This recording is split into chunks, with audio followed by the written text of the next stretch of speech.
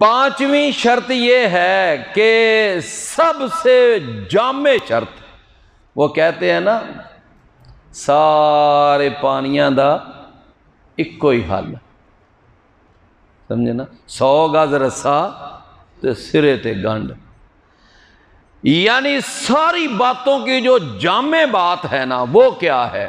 وہ یہ ہے سب سے جامع بات جو شرط بھی ہے نماز کی، اور وہ یہ ہے کہ نماز محمدی طریقے والی ہو۔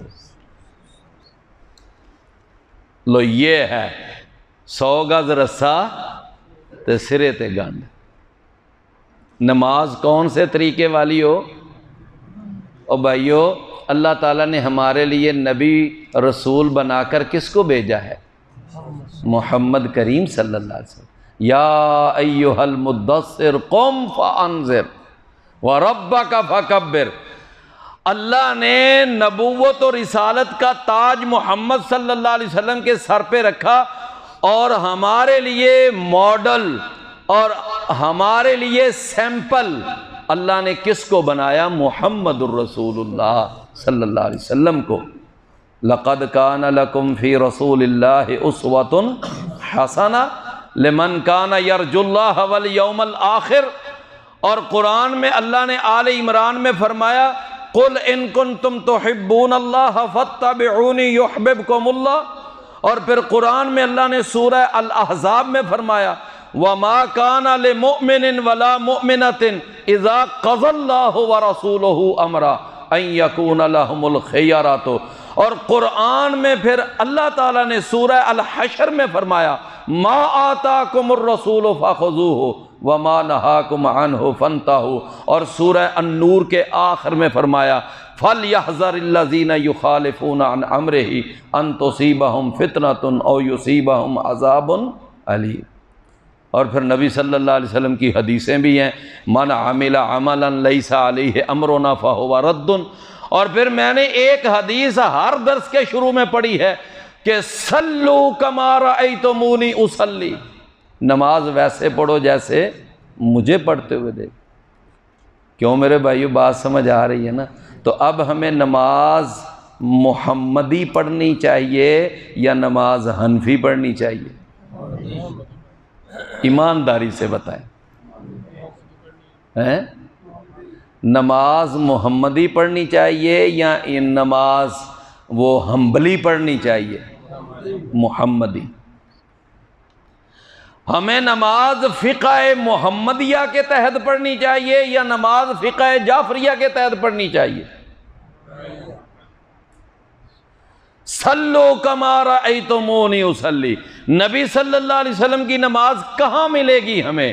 صحیح بخاری میں، صحیح مسلم میں، ابو داود میں، ترمذی نسائی میں، ابن ماجہ میں، بہقی دار قطنی میں، مسند احمد میں۔ ہمیں یہ نماز احادیث کی کتابوں میں باقاعدہ چیپٹر ہیں، کتاب الصلاۃ، نماز کا بیان، وہاں سے ہمیں یہ نماز ملے گی۔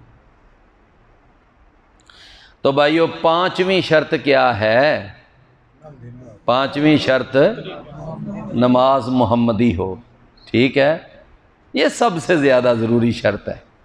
اچھا پھر آپ دیکھیں جب ہم اتنی بات او جی یہ تو اماموں کے گستاخ ہیں، یہ بزرگوں کے گستاخ ہیں، اگر توحید کی بات کرو تو ہم بزرگوں کے گستاخ بن جاتے ہیں، اور اگر اتباع سنت کی بات کرو تو ہم اماموں کے گستاخ بن جاتے ہیں۔ یہی ہے نا بات؟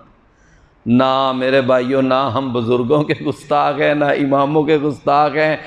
ہم کہتے ہیں یہ سارے بزرگان دین، اولیاء کرام، یہ سب کے سب جو ہیں نا یہ دین کے داعی تھے، دین کے مبلغ تھے، انہوں نے دین کا کام کیا، اور جنہوں نے قرآن و سنت کے مطابق دین کی دعوت دی، دین کی تبلیغ کی، اللہ ان کی محنتوں کو قبول فرمائے، اللہ ان کی محنتوں کو قبول فرمائے۔ امام ابو حنیفہ، امام شافعی، امام احمد، امام مالک، اور اسی طرح باقی جو امام بخاری، امام مسلم، امام ابو داؤد، یہ سارے ہی الحمدللہ ہماری آنکھوں کی ٹھنڈک ہیں، ہمارے سر کا تاج ہیں، ہمارے ماتھے کا جھومر ہیں، ہمارے گلے کا ہار ہیں، ہمارے لیے قابل صد احترام ہیں، ہم سب کا احترام کرتے ہیں، لیکن ہم کہتے ہیں عبادت کے لائق صرف ایک اللہ